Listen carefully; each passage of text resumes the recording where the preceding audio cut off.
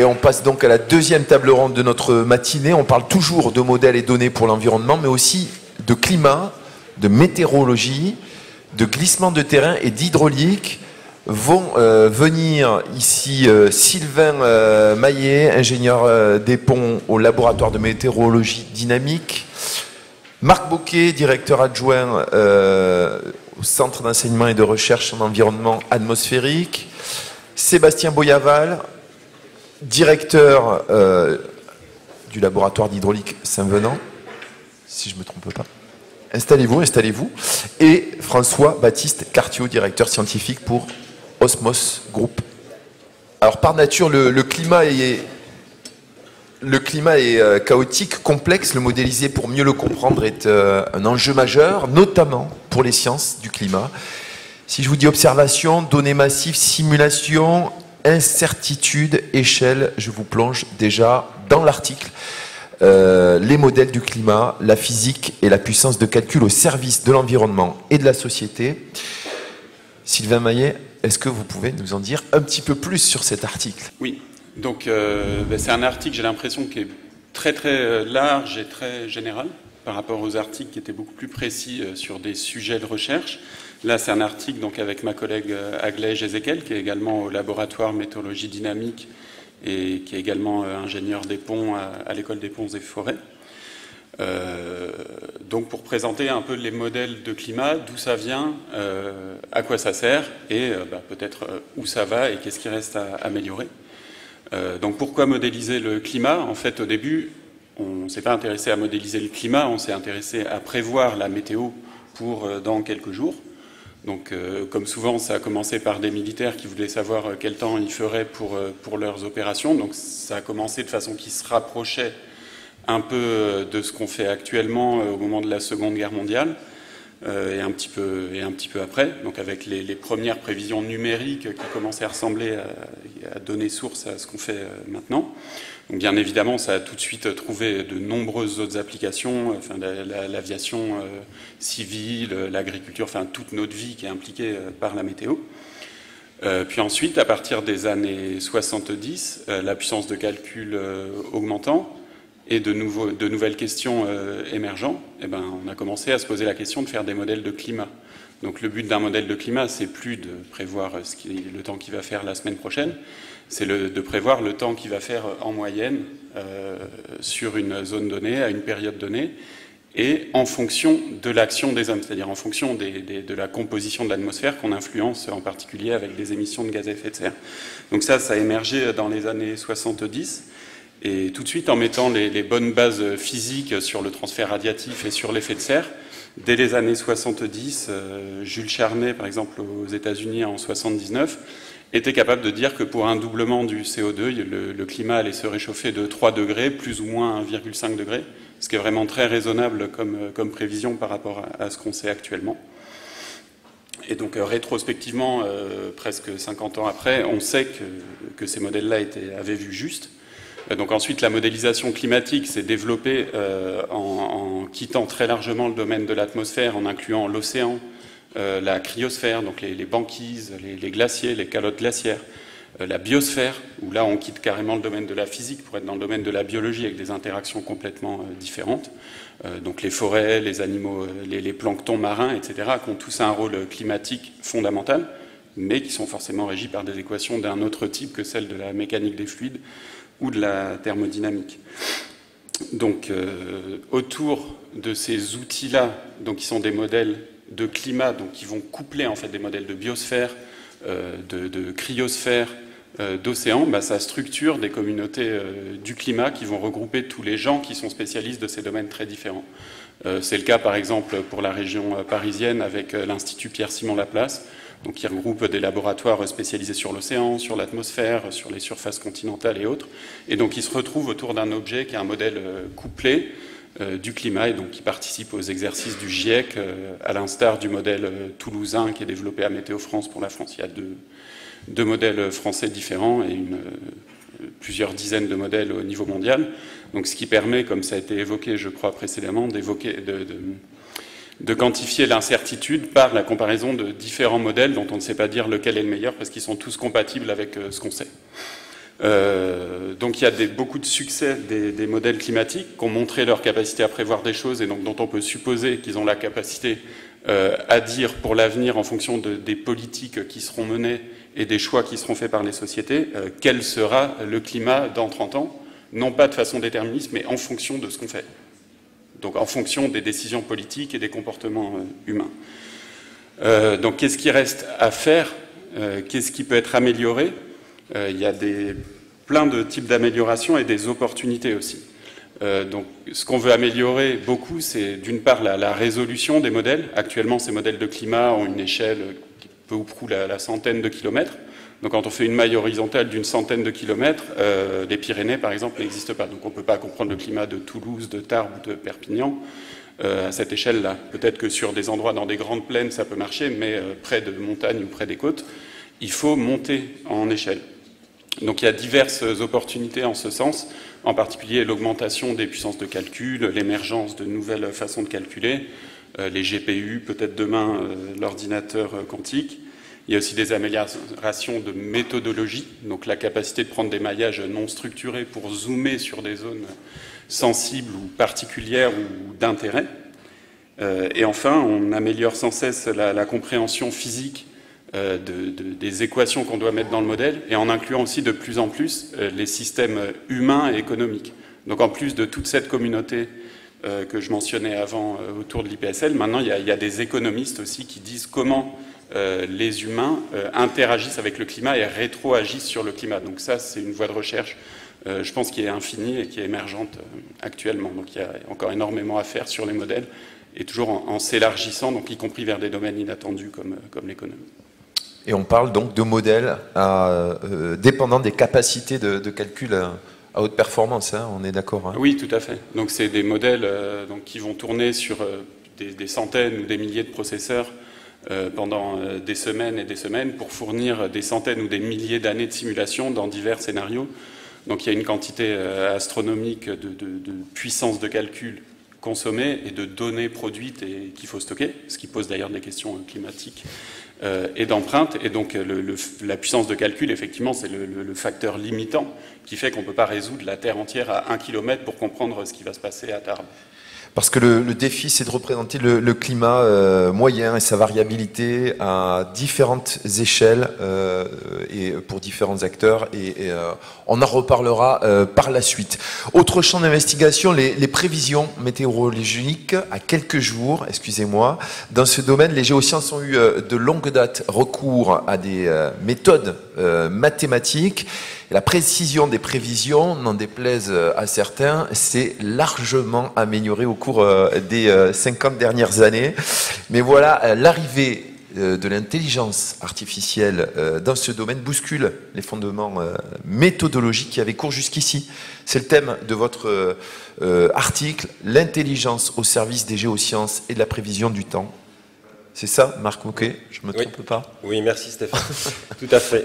Oui, donc moi je vais parler de l'apport effectivement de l'IA à la prévision numérique du temps. Et dans cet article, qui est un article qui est coécrit avec Alban Farchi également du CEREA, donc Alban se trouve dans la salle, pas très loin, là il a levé la main. Et alors j'ai été, peut-être dans la description de l'article, j'ai été aidé largement par l'intervention de Sylvain, là, qui a décrit les modèles qu'on utilise, mais lui il les utilise donc à des échelles climatiques, c'est-à-dire de la saison aux années, aux dizaines d'années, voire aux centaines d'années, alors que nous on se focalise plutôt sur les 15 jours à venir et pour vraiment essayer de prévoir le temps, tel que le public peut le percevoir. Et puis j'ai été également énormément aidé par l'intervention de Nicolas Thomé, donc qui à la fin tout d'un coup s'est mis à faire tout le pitch de ce que j'allais raconter finalement, puisqu'il a prononcé le mot-clé qui est celui d'assimilation de données. Et donc l'assimilation de données, pour reprendre un peu ce qu'il a dit, pour l'expliquer dans notre contexte, c'est la capacité, à l'aide de méthodes mathématiques, de combiner justement les modèles et les données. Donc dans le cas de la prévision numérique du temps, c'est justement les modèles dont parlait Sylvain, qui sont des modèles numériques qui sont généralement de grandes dimensions, qui sont complexes, qui doivent être tournés en fait sur des supercalculateurs et qui résultent de la discrétisation des EDP, d'EDP de mécanique des fluides, et en l'occurrence de mécanique des fluides sur le globe, donc tenant compte des contraintes géophysiques sur ce globe.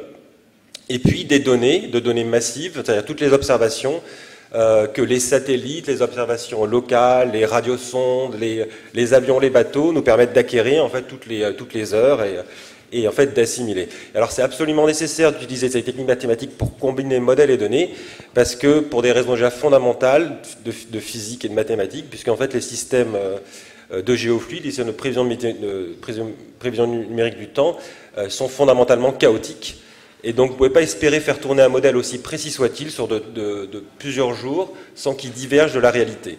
Donc, il est absolument nécessaire de recaler la trajectoire du modèle à l'aide des données massives pour corriger de façon répétée et systématique la trajectoire du modèle. Et donc, la simulation de données, c'est la vocation de la simulation de données, justement, de faire ce travail. Et donc, c'est un ensemble de techniques mathématiques et statistiques pour combiner tout ça. Alors il se trouve que ça repose sur des bases statistiques et mathématiques qui sont les mêmes que celles du machine learning et de l'IA en général, sauf que dans l'IA, le modèle est en fait des natures plutôt statistiques, alors qu'en prévision numérique du temps, vous avez plutôt des modèles qui sont issus des équations, donc plutôt de la physique. Les données en revanche sont là massives des deux côtés. Et donc avec l'irruption d'un certain nombre de techniques de librairies informatiques donc liées à l'IA, il y a eu une accélération très forte en fait des progrès potentiels en prévision numérique du temps qui sont arrivés il y a environ 4-5 ans maximum et qui actuellement continuent d'accélérer. En fait, depuis 2 ans, il y a une vraie révolution qui se passe en prévision numérique du temps. Comme l'a dit donc Stéphane, la qualité des prévisions numériques, vous n'avez probablement pas conscience parce que généralement on blâme Météo France pour la hauteur des précipitations qu'ils ont incorrectement prévues, alors qu'en réalité ça fait 50 ans que les prévisions s'améliorent de façon très sûre et très continue. Donc c'est pas vraiment, c'est une révolution, on appelle ça une révolution silencieuse. Mais ça change, alors donc vous le voyez pas, mais là on en parle beaucoup plus parce que depuis 2 ans en fait les GAFA, donc les géants de la tech comme Google, Nvidia, Microsoft, Huawei en fait se sont mis à utiliser l'IA pour faire leur propre modèle de météo et venir un peu concurrencer les centres opérationnels de prévision météo et donc voilà, et offrir également de nouvelles solutions et de nouveaux accélérateurs pour l'amélioration de la prévision numérique du temps. Et ça c'est arrivé il y a 2 ans et les choses se jouent actuellement en ce moment depuis 2023 où la qualité des modèles d'IA en fait rivalise avec celle des meilleurs centres opérationnels de prévision météo. Alors je ne vous dirai pas tous les détails, on en parlera peut-être un peu plus tard. Mais, avec une dernière question tout de même, parce que elle m'était venue en échangeant avec vous, de cet engouement pour la météorologie des GAFA. Pourquoi? Comment? En fait, il faut peut-être réexpliquer le contexte et les enjeux. Alors déjà, ces entreprises s'intéressent à ce qui rapporte de l'argent, c'est compréhensible. Et il faut savoir que la météo, il y a quand même des enjeux financiers. Alors c'est pas forcément ce qui peut rapporter le plus. Néanmoins, il y a quand même un certain nombre de sources d'argent potentiel, puisque par exemple, on a le grand public, là ça rapporte rien, mais par contre, vous pouvez vendre des services météo aux agriculteurs, vous vendez des services météo aux armées sur un théâtre d'opération, vous pouvez les vendre à des banques, des assureurs qui veulent faire des statistiques sur le long terme, de la prévision météo jusqu'à la prévision climatique. Vous pouvez le faire aussi aux énergéticiens qui ont besoin de contrôler la température des fleuves pour refroidir leurs centrales nucléaires, par exemple. Donc il y a vraiment un potentiel de client pour la météo. On y reviendra tout à l'heure. Merci beaucoup. 40% de la population mondiale vit à moins de 100 km d'un littoral. L'eau, c'est une ressource vitale, vous le savez, surtout lorsqu'elle vient à manquer, on s'en aperçoit. Mais lorsqu'il y en a trop localement et momentanément, on appelle ça une inondation. Les enjeux sont considérables, humainement, économiquement. Des données et des modèles en hydraulique pour gérer le risque d'inondation, c'est le thème de votre article, Sébastien Boyaval, que vous nous présentez en quelques mots.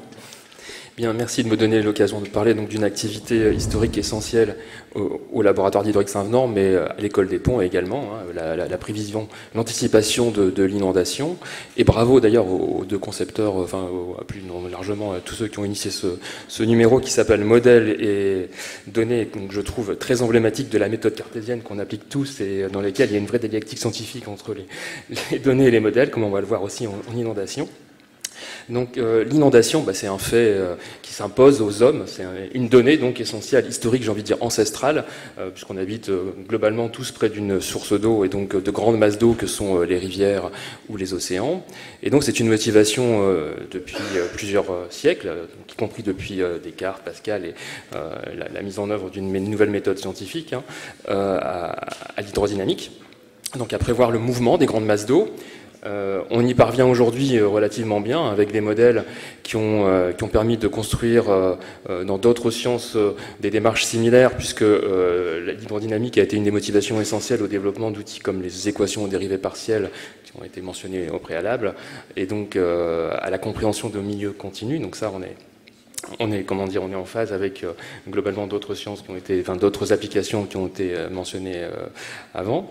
Et donc aujourd'hui, on est content d'avoir des modèles, disons, performants pour certaines utilisations sociétales, donc qui ont une valeur, on peut dire collective, donc savoir prévoir des inondations pour gérer le risque ou pour gérer une ressource en eau, si on parle d'un industriel, le laboratoire d'hydraulique Saint-Venant étant adossé à EDF, voilà, donc qui a besoin de savoir quelle est la ressource en eau pour gérer ces différents modes de production d'électricité.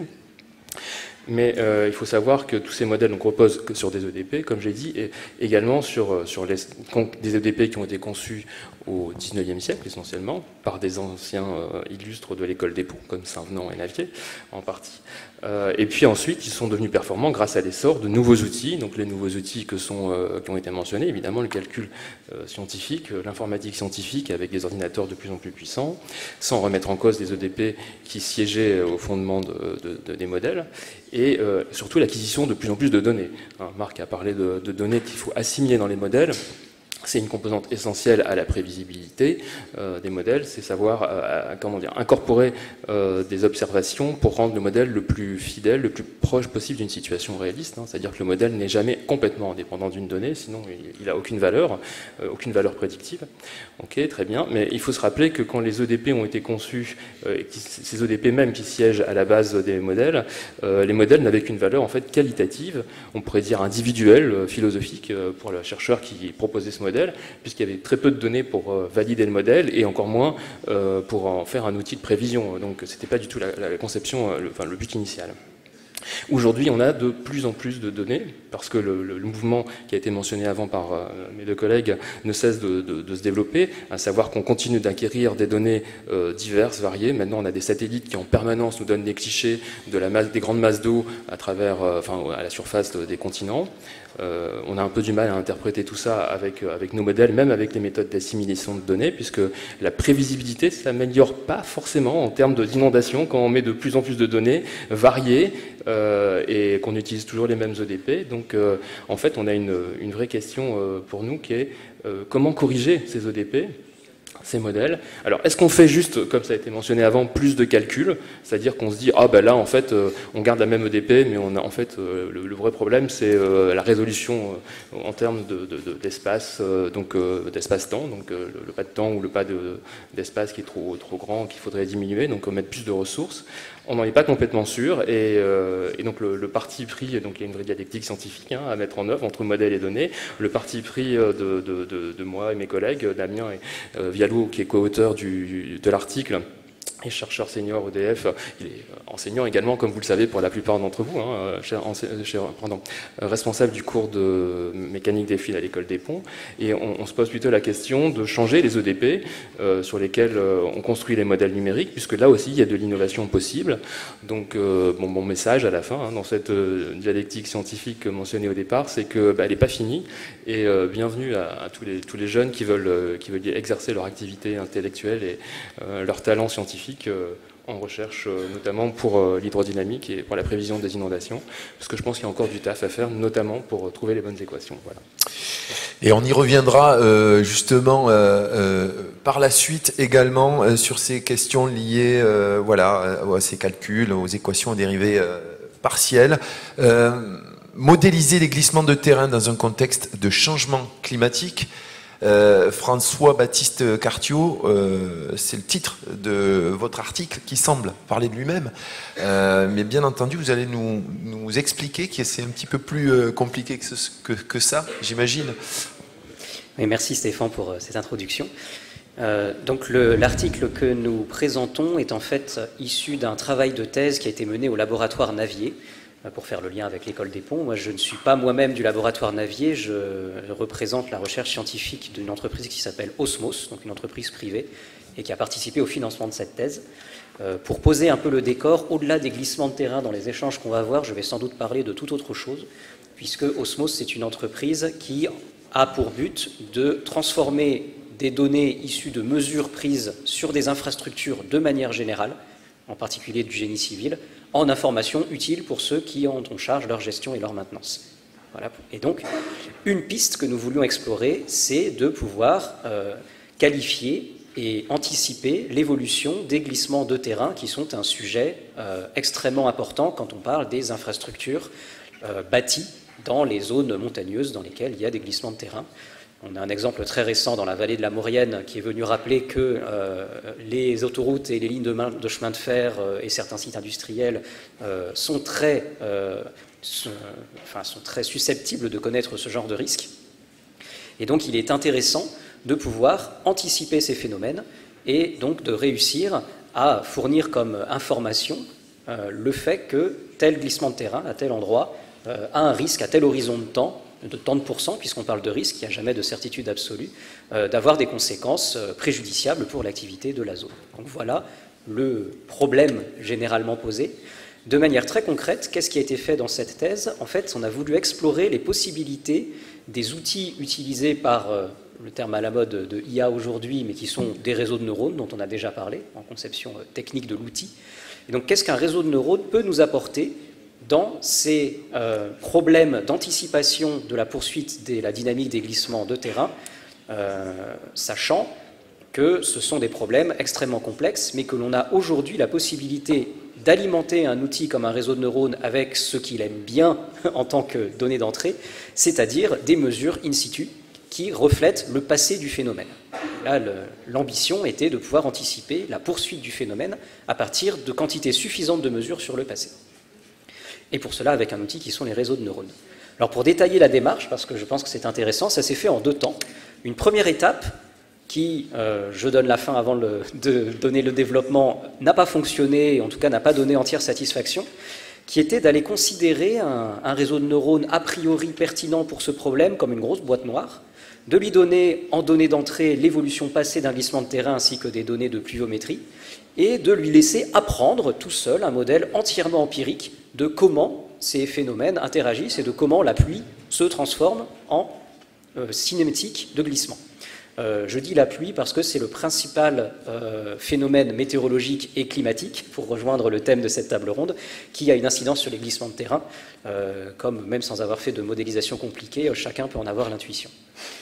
Ça n'a pas fonctionné dans la mesure où, si on donnait par exemple en apprentissage à notre réseau de neurones une durée suffisante de données passées, mettons 1 an, que l'on avait des données sur l'année d'après, et que l'on essayait de lui faire prédire ces mêmes données, quels que soient les différents paramètres que l'on essayait d'optimiser, ce modèle un peu aveugle donnait des prévisions qui étaient beaucoup trop éloignées de ce qu'on espérait, étant donné notre connaissance sur la poursuite du phénomène. Donc c'est intéressant en termes de travail de recherche, hein, ça fait partie de la vie d'une thèse, puisqu'il y a eu un changement d'orientation, et on est revenu un peu à la base du phénomène et à ce qu'on en sait aujourd'hui en utilisant un modèle hydromécanique du phénomène de glissement de terrain qui a été éprouvé par l'expérience, et en cherchant non pas à obtenir, grâce au réseau de neurones, un modèle un peu boîte noire empirique qu'il apprendrait tout seul sur les données, mais en demandant au réseau de neurones de déterminer quelles sont les valeurs les plus probables de différents paramètres inconnus du modèle hydromécanique. Par contre, la prévision elle-même est ensuite réalisée par le modèle hydromécanique sur la base des mesures passées et de la pluviométrie prévue pour le futur, plus ou moins proche, à partir du modèle hydromécanique. Et le réseau de neurones n'intervient que, entre guillemets, pour pouvoir quantifier certaines hypothèses de ce modèle qui sinon seraient, entre guillemets, sorties du chapeau, ou en tout cas extrêmement compliquées à appréhender sur un glissement de terrain réel, sur un site réel, sans investigation très complexe et parfois difficilement réalisable sans mettre en risque la vie des investigateurs si le glissement est en cours d'activité. Donc voilà le thème qui a été abordé. Et là, on a eu des résultats très encourageants, donc en utilisant l'intelligence artificielle en tant qu'outil d'optimisation pour un modèle assez complexe. Et ensuite, c'est ce modèle hydromécanique qui est utilisé sur des données de pluviométrie pour anticiper la poursuite de la cinétique du glissement de terrain. Donc c'est un travail qui est abouti aujourd'hui et qui par contre a été réalisé principalement sur des simulations de glissement de terrain, histoire d'avoir des quantités de données assez suffisantes à donner à un algorithme et des données dans lesquelles on connaissait les valeurs de référence à retrouver. Par contre, on dispose aujourd'hui, pour le coup c'est notre métier, de beaucoup de jeux de données sur des cinétiques de glissement de terrain, mais aussi sur d'autres cinétiques d'évolution de diverses infrastructures, en particulier de transport, mais aussi industrielles, de beaucoup de nature, sur lesquelles cette approche de recaler un modèle mécanique maîtrisé grâce à de l'intelligence artificielle qui vient se nourrir de données est assez prometteuse. Merci beaucoup pour cette présentation, ces présentations relativement claires. Alors d'abord, comme tout à l'heure, est-ce que vous avez des réactions, des envies d'interaction avec les autres auteurs? Oui, moi j'y vois alors c'est une chose dont j'ai pas parlé, donc je vais peut-être en parler un tout petit peu maintenant, mais je vois une convergence assez forte en fait avec ce qu'a pu dire Sébastien et François Baptiste en fait sur finalement l'approche médiane ou l'approche raisonnable qu'on adopte tous en recherche actuelle, enfin que la plupart adoptent en recherche actuellement, qui est l'approche hybride où en fait il s'agit non pas de remplacer totalement les modèles par l'intelligence artificielle, un réseau de neurones en fait, ou de continuer comme jusqu'au boutiste par uniquement de la modélisation physique, mais d'avoir cette approche en fait où on combine les deux. Alors ça peut être, dans le cas, c'est tout simple, c'est simplement additionner deux modèles, un modèle qui est constitué par le modèle physique jusqu'à présent utilisé, et puis un réseau de neurones. Et donc c'est ce qu'on fait, ou ce que fait par exemple Alban Farshi au Centre européen, qui est le meilleur centre de prévision météo du monde. Et en fait, on apprend un réseau de neurones au-dessus ou en complément en fait du meilleur modèle de prévision météo du monde, et ce qui nous permet actuellement de corriger en fait ce modèle légèrement et d'obtenir des scores qui sont encore meilleurs. Oui, moi je monte complètement dans cette direction. Je peux illustrer un peu dans mon domaine effectivement la complémentarité entre des outils d'intelligence artificielle et les fondements physiques sur lesquels on construit des EDP. Par exemple, je parlais de nouvelles images qui permettent d'alimenter en données les modèles afin de pouvoir confronter donc à la réalité leur validité. L'intelligence artificielle arrive déjà au moment où il faut interpréter une suite de pixels et savoir où est la masse en eau. Là, donc il y a une tâche qui n'est pas de l'ordre de l'hydrodynamique, mais de l'interprétation d'un signal électromagnétique.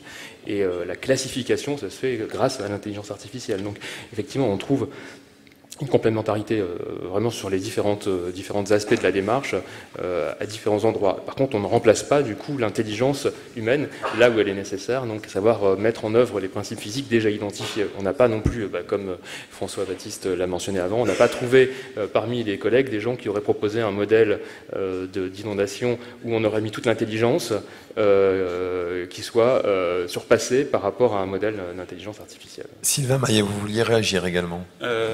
Oui, parce que je trouve... moi, je ne fais pas d'intelligence artificielle, mais j'en discute avec des gens, comme beaucoup de monde. Mais je trouve cette réflexion, elle est très intéressante, parce que du point de vue d'un modélisateur, elle permet de se poser les bonnes questions. C'est-à-dire, qu'est-ce qu'on connaît réellement et dont on est sûr dans ce qui est dans le modèle? Par exemple, pour la qualité de l'air, qui est mon domaine, les principales constantes de réaction, on les connaît précisément en fonction de la température, elles sont mesurées en laboratoire, etc.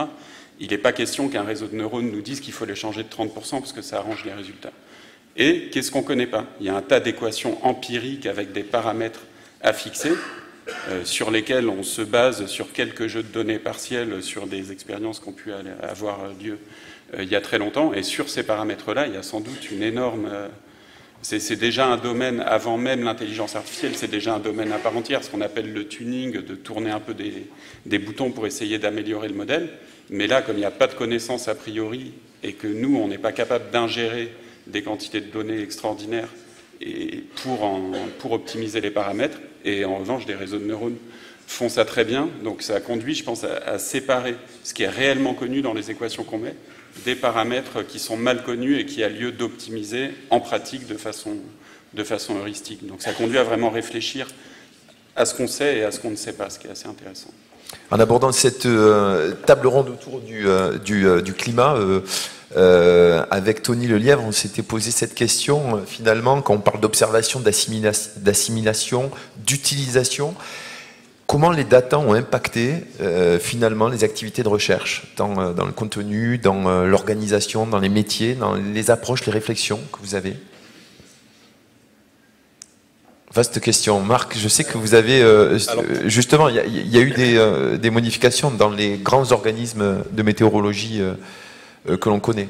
Alors, pour ce qui est des données au sens des observations météo, là, par contre, en fait, rien ne s'est passé de ce point de vue-là, puisqu'en réalité, alors on le sait peut-être pas, mais en fait, le big data, en fait, ça existait, et ça existe depuis 30 ans, en fait, en prévision numérique du temps. Et il y a des données massives qui sont constamment assimilées dans les modèles pour faire les prévisions que vous avez tous les jours dans les médias, prévision numérique du temps.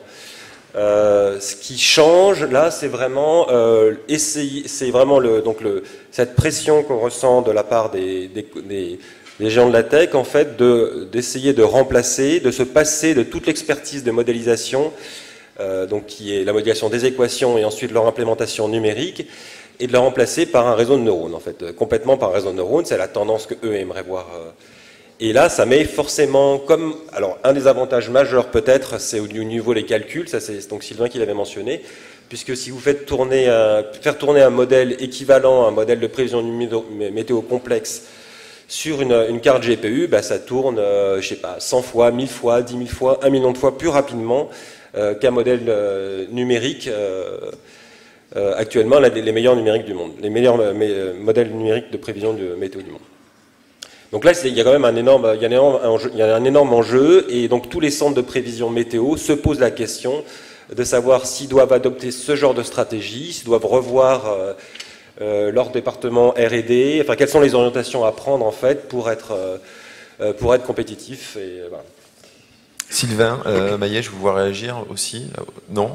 Non, plus amont sur le data. Sébastien? Oui, l'innovation en matière d'observation des masses d'eau, c'est légèrement différent de l'atmosphère dont parlait Marc, à savoir que les moyens d'acquisition visuelle électromagnétique, on peut dire, sur la position de ces masses d'eau sont plus récents, ils sont encore en cours de développement ou de mise en œuvre. Le programme SWOT, par exemple, auquel l'Agence spatiale européenne contribue essentiellement, et il y en a plein d'autres qui sont encore en cours de déploiement avec des acteurs privés. Donc il va falloir payer pour avoir accès à ces données.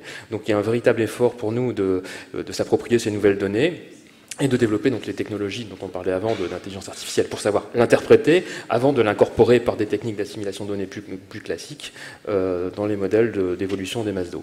Donc là il y a une ouverture vers de nouveaux métiers, vers une nouvelle interconnexion avec d'autres disciplines qui est encore en cours. Et il y a également d'autres types d'images dont je n'ai pas parlé, mais qui nécessitent également des choses à apprendre. Par exemple, les drones sont de plus en plus utilisés pour observer des masses d'eau. Donc il faut apprendre il y a des techniques de contrôle, voilà, à savoir déployer pour pouvoir corriger l'observation faite par un drone d'une masse d'eau, et pour pouvoir le piloter aux endroits les plus pertinents. Donc c'est une dialectique incessante, hein, comme je le disais avant. Il y a des experts de la donnée qui nous challenge pour pouvoir... nous sommes plutôt modélisateurs, au sens où on développe à partir d'une donnée collectée des EDP, et on ajuste la donnée au modèle, à l'EDP pour en faire un modèle. Mais il faut interagir de plus en plus avec les gens qui vont aller gratter la donnée, et il y en a toujours de nouvelles. Voilà. Je vois François Baptiste, justement... Oui, alors moi je souhaiterais réagir sur la diffusion en fait des techniques réseau de neurones, intelligence artificielle, dont Marc a très bien dit qu'elle est un peu poussée par les acteurs de la tech. C'est à la mode. Dans ma pratique, on va dire, alors, entrepreneur c'est un grand mot, je fais de la recherche dans une entreprise, mais en tout cas au contact de gestionnaires d'infrastructures sur lesquels on délivre de l'information à partir de données. Dès qu'on introduit une notion de risque, de prise de décision, il y a des très grandes réticences qui sont, à mon avis, dans l'état actuel de l'art, justifiées sur l'utilisation de méthodes d'intelligence artificielle. Parce qu'il y a une très grande demande, que l'on constate au quotidien, d'explicabilité de comment est-ce qu'on a obtenu l'information, pour se prémunir du fait que si l'information est fausse, au moins l'on sache pourquoi et on puisse expliquer quelle serait une probable valeur plus performante, plus réelle, plus correspondante à la réalité, en cas donc d'erreur du raisonnement, enfin de l'algorithme qui a permis d'obtenir une information. Si je donne un exemple très concret, sur des infrastructures en particulier de transport, comme le tunnel du Mont Blanc par exemple, qui a fait l'objet d'une publication récente, on délivre ce qu'on appelle des indices de stabilité. C'est pour que le gestionnaire puisse voir du premier coup d'œil, est-ce qu'il y a une zone sur laquelle j'ai un problème de béton dont l'épaisseur d'enrobage s'enlève avec des corrosions des armatures, ce genre de choses. Donc on a des indices, mais qui sont déduits non pas de données visuelles par un inspecteur, mais de données qui sont mesurées en continu, et donc qui sont un peu partielles, mais qui sont directement sur le comportement du matériau, sa réponse aux charges qu'il sollicite. Donc à partir de ces données, on donne des indices de stabilité. Une fois que l'indice est donné, dans le processus pour délivrer cet indice, on a le choix. Soit on a une méthode déterministe que l'on peut expliquer au destinataire de l'indice, et c'est ce qui est fait aujourd'hui. Soit on a une base de données, de jeux de données sur lesquels on étiquette et on sait que là c'est un problème qui mérite d'être signalé par un mauvais indice. Là tout va bien, ça mérite de ne pas l'être signalé, il faut donner un indice qui est correct. Et on donne à nourrir tout cela à un réseau de neurones. Et on lui fait confiance vers un nouveau jeu de données sous les yeux pour sortir le bon indice. Cette approche-là, aujourd'hui, est absolument inapplicable, plus pour des raisons un peu de conscience des gestionnaires d'infrastructures, de nécessité pour eux de connaître comment cela a été calculé. Donc, pour moi, tous les outils de type intelligence artificielle, réseau de neurones, sont des outils à prendre en tant que tels, qui peuvent permettre d'obtenir des résultats, mais de manière maîtrisée pour un problème bien borné, comme en l'occurrence la détermination des paramètres d'un modèle de glissement de terrain. Par contre, qui ne sont pas prêts à être acceptés comme étant la méthode qui, du point zéro jusqu'au point final, est censée donner une conclusion sur un phénomène. Il y aura toujours besoin d'une connaissance du phénomène physique sous-jacent, d'une modélisation explicable, afin d'avoir des conclusions qui sont mises en relation d'une analyse de risque ou d'une prise de décision. Marc Moquet, je vous vois opiner. Oui, je comprends tout à fait ce qu'a dit François Baptiste. Et je dirais malheureusement, en prévision numérique du temps, c'est pas le cas en fait, puisque justement les GAFA ou les centres de prévision opérationnelle délivrent des prévisions sans vraiment garantie, sans l'incertitude. Ils estiment l'incertitude associée, mais il n'y a pas de garantie vis-à-vis du client. Et surtout, il n'y a pas de contrôle. On ne cherche pas à contrôler la prévision numérique du temps. Et peut-être que je peux rebondir justement là-dessus, puisqu'en fait, on revient d'une conférence, une plus grosse conférence d'assimilation de données depuis 5 ans dans la communauté. Et il y a les premiers papiers de contrôle, en fait, qui sont en train de sortir. Donc en prévision numérique du temps, je ne parle même pas de climat, sur lequel la question est essentielle. Mais les premiers papiers, donc les Japonais commencent à travailler. Ils ont une équipe de 200 personnes pour essayer de contrôler le... Voilà, et alors là, le problème va se poser, puisque là, il y a un problème de garantie. Ouais, sur la notion de la fiabilité, moi je rejoins plutôt François Baptiste, puisqu'en termes d'inondation, les autorités de régulation jouent un rôle très important pour savoir comment on prévoit les inondations. Par exemple, quand on est exploitant nucléaire, on a un certain nombre, un cahier des charges à mettre en œuvre pour démontrer qu'on est capable de bien gérer les inondations. Sinon, à la centrale, comme c'est arrivé à Tricastin, on peut lui dire tu t'arrêtes pendant un mois tant que tu ne m'as pas démontré que tu es capable de gérer le risque inondation probable qui va arriver sur ce site. Donc les autorités de régulation influent beaucoup sur la démarche scientifique, puisqu'elles exigent une explicabilité, et donc effectivement c'est pour ça que, par exemple avec Damien, on est dans une logique d'explicabilité avec une EDP nouvelle qu'on est capable de comprendre et de manipuler, plutôt qu'avec un outil qui serait par ailleurs plausible, mais de nature moins manipulable, donné par un outil, par de l'intelligence artificielle, pour justement améliorer l'EDP sans vraiment comprendre quelle est la base de l'amélioration. Ouais. Quand on parle de climat, de météorologie, d'hydrologie et même de phénomènes extrêmes, il y en a beaucoup ces derniers temps. Est-ce que les modèles mathématiques sont aujourd'hui suffisamment finalement robustes pour prévoir l'aléatoire? Alors c'est une question très large pour s'adresser à tous les quatre, chacun dans vos domaines de... Pour prévoir ce qui est aléatoire ou ce qui est rare ou extrême, c'est pas forcément la même chose. Les deux. Il n'y a pas vraiment d'aléatoire. Enfin, sans faire de philosophie. Alors, Sébastien, Sylvain, pardon, allez-y. Il n'y a pas expliquez-nous. Il y a des choses qui semblent aléatoires dans notre perception. Par exemple, un orage sur une grande plaine, il va se déclencher ici ou là, et c'est des conditions de grande échelle qui le détermine. Mais enfin, après, c'est des questions philosophiques. Bon, ouais. Mais l'aléatoire, pour moi, c'est plutôt du déterministe qu'on ne comprend pas. Sauf si on va à l'échelle de la mécanique quantique, où là, il est effectivement structurant.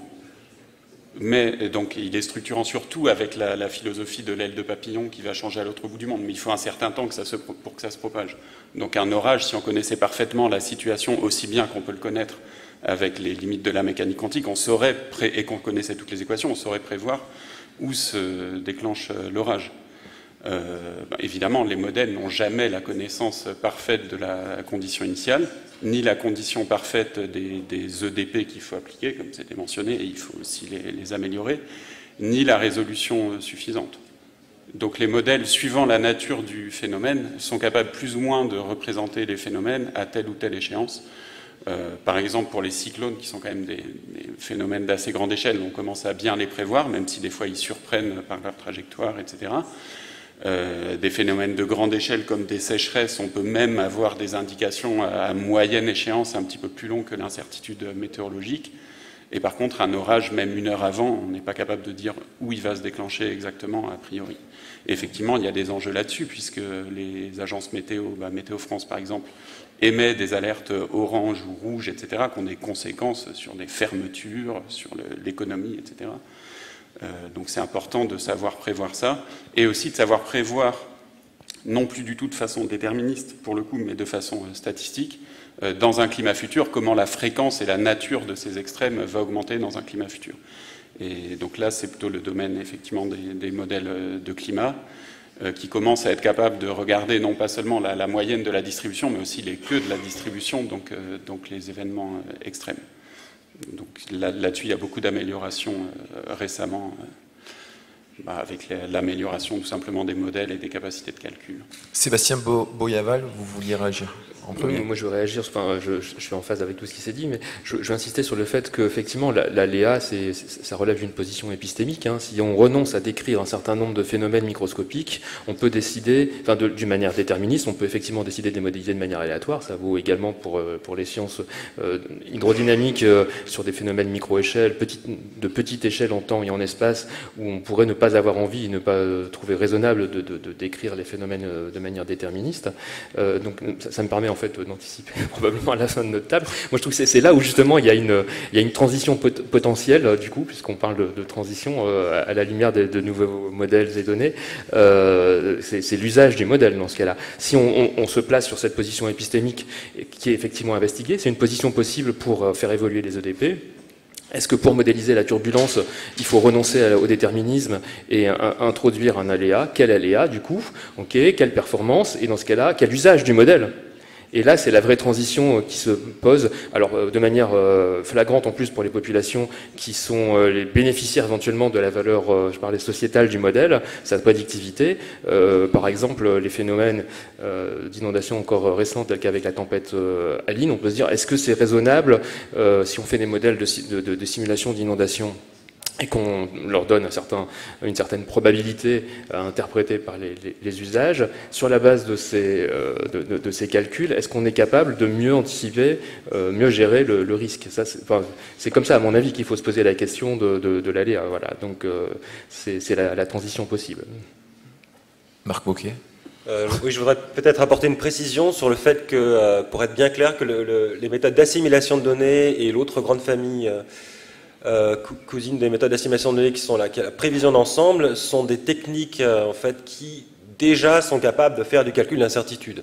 Donc ça, alors on l'insiste pas trop dans les médias quand on donne il y a les indices de confiance dont on parle, mais on a toujours les centres opérationnels ont toujours très peur de la réaction du grand public, qu'ils ne comprennent pas en fait qu'on lui donne un indice de confiance. On pourrait donner des indices beaucoup plus compliqués sur l'incertitude, sur l'estimation de l'incertitude. Donc ça existe vraiment. Donc voilà, c'est des produits qu'on pourrait délivrer, auxquels vous pouvez avoir accès si vous le voulez.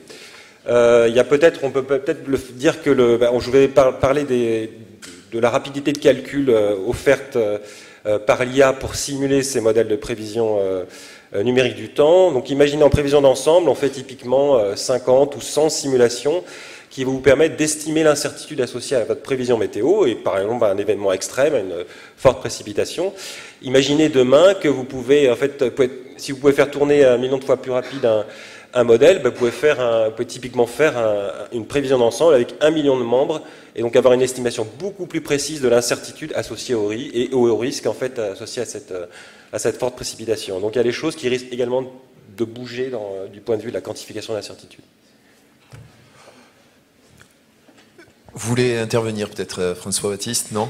Oui, brièvement à propos des modèles, mais plus à une échelle locale, qui est celle que je connais. Donc ce sera le modèle d'un glissement de terrain, le modèle d'un bâtiment, d'un pont sur une infrastructure. Simplement pour dire qu'avec l'évolution, l'augmentation potentielle des fréquences des événements extrêmes d'environnement qui ont une incidence sur les structures, il deviendra de plus en plus important, à mon sens, d'entrer dans une démarche tout au long du cycle de vie des infrastructures, quelles qu'elles soient, de recaler les hypothèses qui ont servi initialement à leur dimensionnement et qui garantissent leur bon fonctionnement vis-à-vis de leurs usagers. Et ceci en prenant des mesures au jour le jour qui puissent prendre en compte des états précédents et suivants des événements extrêmes pour pouvoir quantifier les conséquences de ces événements sur la structure elle-même et sur des hypothèses d'un modèle qui lui est associé et qui sont susceptibles de changer au cours du temps. Dans le cas des glissements de terrain, on sait par exemple que pour les glissements de terrain alpins, les hypothèses mêmes du modèle que l'on introduit ne sont pas constantes au cours du temps, ne serait-ce que parce que si le glissement est aujourd'hui sur un sol qui est gelé et dans 20 ans sur un sol qui aura dégelé, les conditions ne sont plus tous les mêmes sur son assise, et donc le modèle doit être mis à jour avec des nouveaux paramètres. Et pour que ces paramètres soient pertinents et puissent nous permettre de continuer à utiliser ces infrastructures en toute connaissance de cause, en toute sécurité, il est important d'avoir une démarche pour être capable, pour se donner les moyens grâce aux données, de les recaler au cours du temps en fonction des différents événements un peu extrêmes qui sont susceptibles de modifier leurs paramètres vraiment intrinsèques de fonctionnement. Donc de la simulation, de l'observation, du calcul. Allez, on bascule justement sur la fin de cette table ronde. Quelle transition envisager dans un futur proche? Quelle perspective quand on parle de modèles et de données pour l'environnement et quand on parle de climat? Comme j'avais commencé à parler de transition, voilà, je prends la parole. En termes de transition, s'il y a une transition abrupte, pour moi, c'est plutôt envers la société, les usagers de nos modélisations. Hein. Je ne vois pas de transition abrupte dans le monde de la science. Au contraire, comme je le disais au départ, on est juste dans peut-être un rebondissement du cycle dialectique scientifique entre modèles et données, avec plus de données qui remettent en question les modèles primitifs, mais il n'y a pas de vraie transition abrupte dans ce domaine-là. Et d'ailleurs, ça sera illustré par mon collègue du LHSV qui parlera d'une autre application au LHSV dans la table ronde suivante. Et en fait, quand on fait de l'hydrodynamique et qu'il y a globalement de nouvelles données, et on est questionné et c'est pas une transition en soi abrupte. Voilà. Mais est-ce que finalement les puissances de calcul qui ne cessent d'évoluer ne vont pas modifier la façon de simuler, de prévoir? Oui, mais se modifie en permanence, c'est une évolution, c'est pas une transition. Si transition il y a, je pense qu'il y en a plus une à faire au sens presque révolution, donc, enfin, pas révolution, pardon, mais une vraie transition par rapport à ce qui est actuellement, c'est la compréhension de nos modèles, parce que, par exemple, on parle je vais parler de mathématiques, parce que tout ça est sous-jacent à tout ce qu'on parle. Bien sûr. On parle du recul des mathématiques dans nos sociétés, de la maîtrise des mathématiques. Or, on parlait il y a 2 secondes de l'usage et de l'interprétation de nos résultats. Donc là, s'il y a une vraie transition à faire, c'est pour la société de demain et les gens qui vont devoir prendre des décisions face à nos résultats. Qu'est-ce qu'ils ont compris, effectivement? Je parlais effectivement d'introduire de la probabilité, mais ils comprendront encore moins, puisque le modèle est encore plus complexe et ça sera encore plus difficile à interpréter. Donc, voilà. L'assimilation, non pas des données, mais de l'information par l'ensemble de la société. Sylvain? Oui, tout à fait. Donc, je suis d'accord avec ce qu'a dit Sébastien sur l'augmentation de la puissance de calcul. C'est une révolution si on veut, mais elle est permanente depuis 50 ans. Donc finalement, c'est juste une évolution qui se poursuit. Continuellement. Et sur laquelle il faut être vigilant d'ailleurs, puisqu'on nous parle d'exascale, etc. Donc on a l'impression qu'il y a une tendance, non pas à partir du problème qu'on veut résoudre et à dire là on a besoin de beaucoup de puissance de calcul, mais à partir de la puissance de calcul qui sera disponible, à dire là il y a beaucoup de puissance de calcul, qu'est-ce que vous allez pouvoir faire? Trouver quelque chose pour faire de l'exascale. Donc ça, il faut faire attention aussi à pas que la consommation et l'utilisation de la puissance de calcul deviennent un but en soi, ce qui peut parfois être le cas dans certaines formulations d'appel à projet.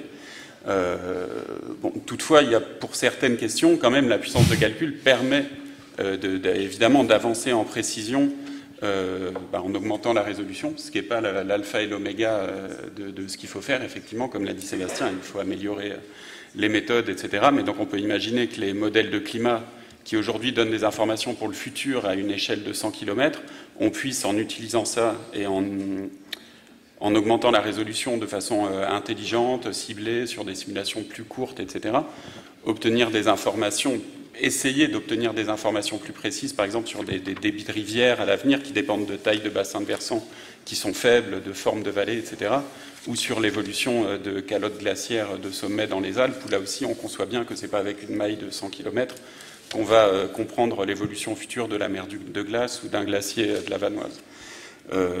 Donc je pense que il y a une évolution continue donc d'augmentation de la résolution qui ouvre des perspectives, mais qui n'est effectivement pas l'alpha et l'oméga. Peut-être s'il y a des changements qualitatifs à l'avenir avec du calcul quantique ou autre qui permet là de changer qualitativement le coût des simulations et la quantité qu'on peut en produire, ou peut-être avec l'intelligence artificielle, si ça permet de faire des choses de qualité équivalente à un coût très inférieur, là peut-être que ça peut révolutionner vraiment ce qu'on en fera. En attendant, c'est la poursuite d'une évolution, mais qui est très positive, puisque comme ça a été mentionné, pour les prévisions météo, ça ne cesse de se préciser et de s'améliorer. Pour les prévisions climatiques aussi, ça ne cesse de se préciser et de s'améliorer. Et pour vous, ce qui est important, c'est de continuer là-dedans. Sylvain, il y a effectivement, vous me le disiez, la capacité à mieux comprendre les interactions d'échelle quand on parle de prévision climatique et de compréhension du climat. Ça sera une des transitions à effectuer, en tout cas dans les années à venir, et notamment par le biais d'observations massives par satellite. Vous m'en parliez aussi, qui peuvent venir nourrir la réflexion actuelle. Ça ne doit pas être moi qui parlais d'observations massives par satellite, mais d'interaction d'échelle, oui, effectivement. Enfin, on voit bien que dans le climat, toutes les échelles, là j'ai mentionné l'échelle d'un glacier, il y a aussi l'échelle d'une ville, d'un quartier, qui sont pertinents sur la météo et le climat, et ça va jusqu'à l'échelle du globe. Or, pour l'instant, c'est hors d'atteinte d'utiliser les mêmes modèles pour toutes ces échelles. Mais on progresse pour les articuler entre elles. Marc Bocquet, vous, dans les 5-10 ans à venir, quelle transition ? Moi, j'aimerais être aussi serein que Sylvain, mais moi, j'ai l'impression, et là, je vais juste parler de l'année, j'ai pas besoin de faire de prospective, c'est qu'en ce moment, il y a une vraie rupture sur justement ces moyens de calcul, et notamment donc, le remplacement des modèles de prévision météo par des réseaux de neurones. Donc ça arrive vraiment. Et donc j'ai peur que finalement le physicien, le modélisateur, le numéricien soient remplacés progressivement par ces réseaux de neurones. Mais peut-être que je voudrais mentionner, pour terminer, c'est que ce que je vous ai pas dit, c'est que il faut évidemment, comme Stéphane vous l'aviez signalé, il faut des énormes bases de données pour apprendre sur ces réseaux de neurones. Et cette base de données, en fait, qu'utilisent les GAFA pour construire ces nouveaux modèles de prévision météo, en fait, ils sont issus du centre européen et ils résultent de modèles qui ont été produits par les modélisateurs, les numériciens, les assimilateurs et l'ensemble des observations et qui ont été en fait calculés sur le siècle passé. Donc l'énorme base de données, elle résulte vraiment de toute cette expertise de modélisation, de physique, d'observation.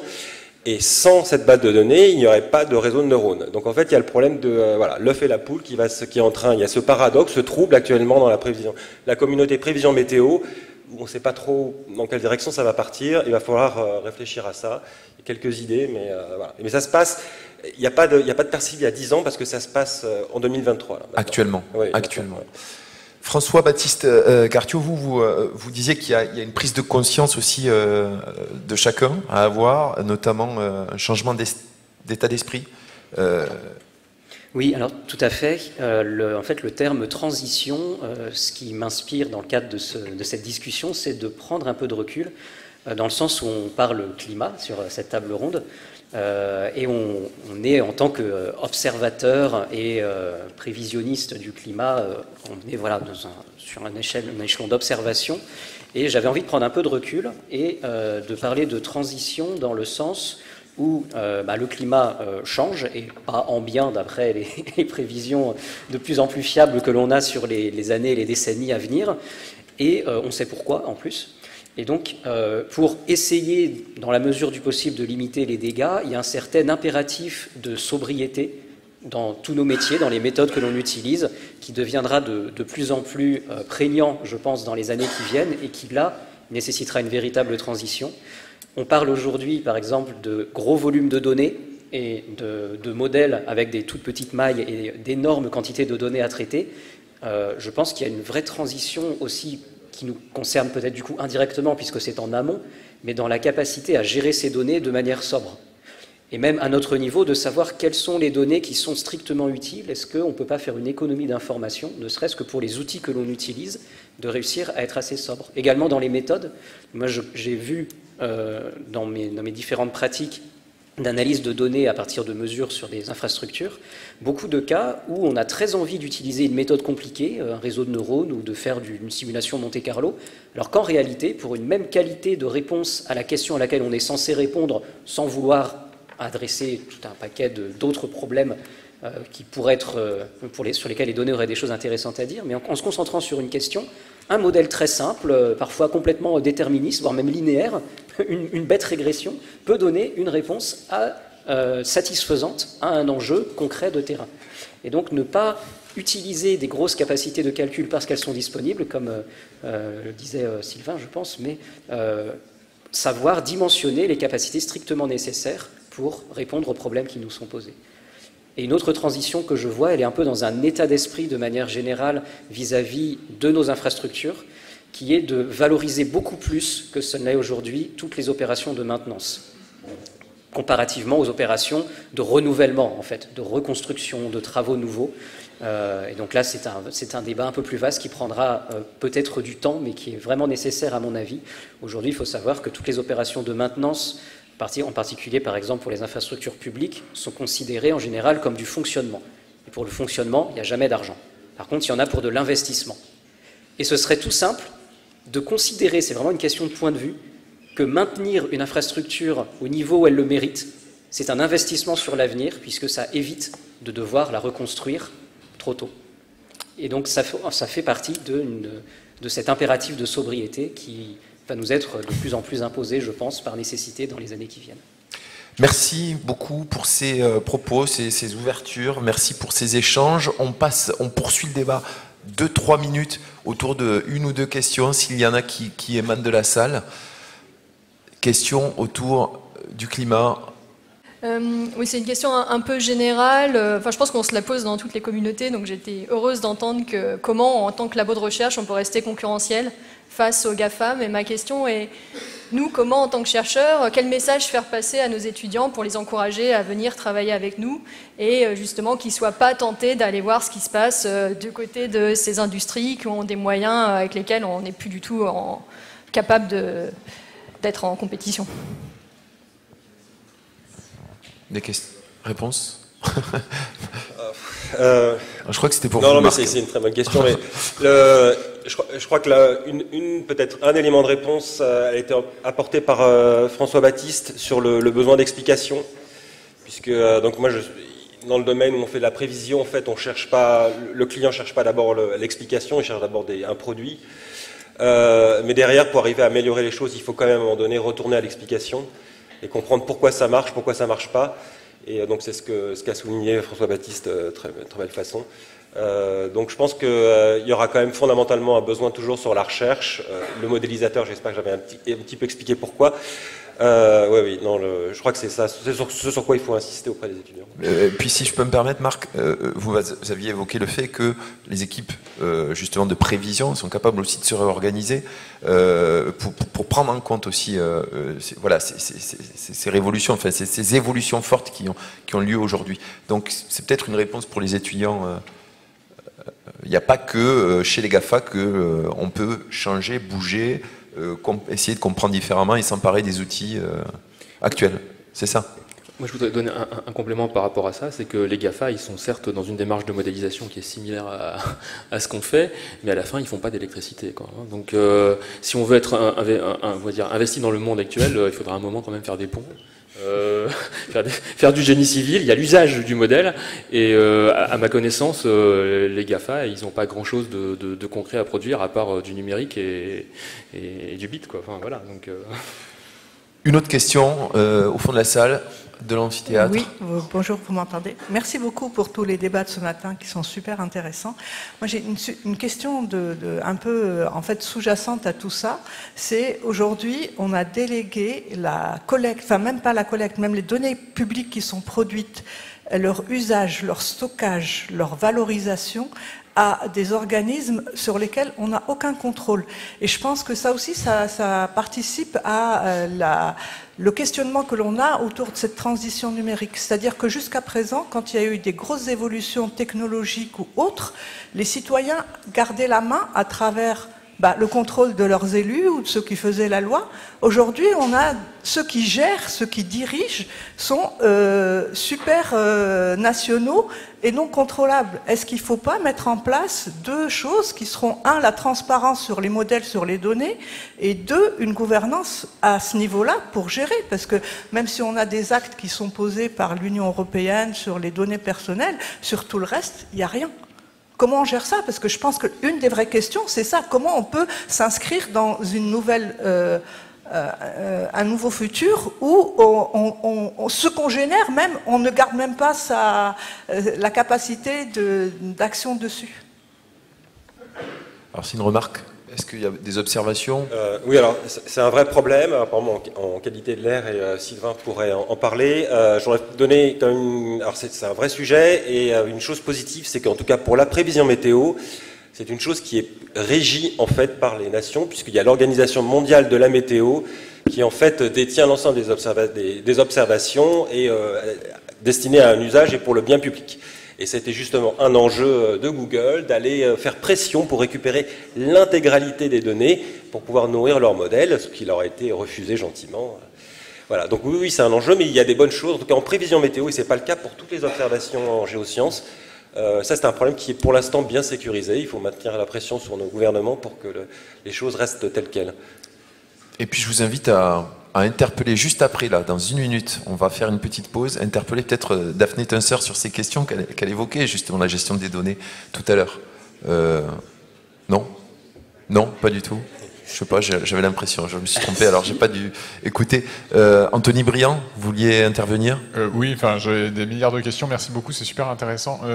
Juste en rebondissant sur, enfin, 2 questions, une remarque, une question. En rebondissant sur la très bonne question qui vient d'être posée, j'avais juste une remarque, c'est je me demande si dans l'histoire, les révolutions précédentes n'ont pas non plus été captées en partie par le privé. Si on pense par exemple au développement des infrastructures ferroviaires, y compris dans notre pays, ça n'a pas forcément été une initiative publique ab initio, ce qui n'ôte absolument rien à la question de comment on sécurise la production de ce nouvel or noir qui est la donnée. Et je suis complètement d'accord, il y a à mon avis des recherches juridiques, sociologiques à faire sur ces sujets-là, aux interfaces de tout ce qui vient d'être dit. Non, et la question, c'était une remarque-question, mais pour vous entendre, vous avez dit des choses très intéressantes sur l'aléa, sur ce qu'on alors je cherche mes mots parce qu'il faut être précis, sur oui, une forme d'incertitude. Et en fait, je me demandais s'il n'y avait pas, dans ces transitions, un rapport sociétal à l'incertitude qui devait évoluer. Parce que, ou pour le dire différemment, avec l'assimilation des données, est-ce qu'il n'y a pas une illusion collective de toujours réduire à l'infini c'est notre capacité à connaître les choses et donc à ne pas être plongé dans l'incertitude. C'est exactement ce que j'ai dit à un moment sur une révolution épistémique à faire si on adopte un point de vue probabiliste sur certains événements, par exemple, je parlais d'inondations extrêmes, oui, il faut les faire percoler dans la société qui doit ensuite recevoir le message. On ne sera jamais capable de prévoir des inondations extrêmes sans avoir un certain niveau d'incertitude qui fait qu'il faut peut-être renoncer à certaines occupations du territoire. Bon, après, je ne veux pas avoir de position scientifique là-dessus, on ne peut pas être scientifique sur l'usage des ressources, mais effectivement, c'est dans ce sens-là que je pense qu'il y a une transition à faire. Petite réaction de Sylvain en 30 secondes. Oui, effectivement, juste pour dire que c'est compliqué d'accepter qu'il y a de l'incertitude et que si philosophiquement il n'y a peut-être pas beaucoup d'aléas, mais concrètement il y en a parce qu'on ne connaît pas la condition initiale. Donc en particulier, il faut accepter le fait que si Météo France met un département en vigilance rouge et qu'il ne se passe rien, c'est tant mieux, mais ça ne veut pas dire qu'ils se sont plantés. Il y avait peut-être une chance sur deux qu'il y ait quelque chose de catastrophique qui se passe, et il n'y a aucun élément pour dire qu'ils se sont plantés. Donc il faut accepter qu'une prévision, ce n'est pas quelque chose qui se réalise dans 100% des cas, et ce n'est pas facile à comprendre et à accepter, effectivement.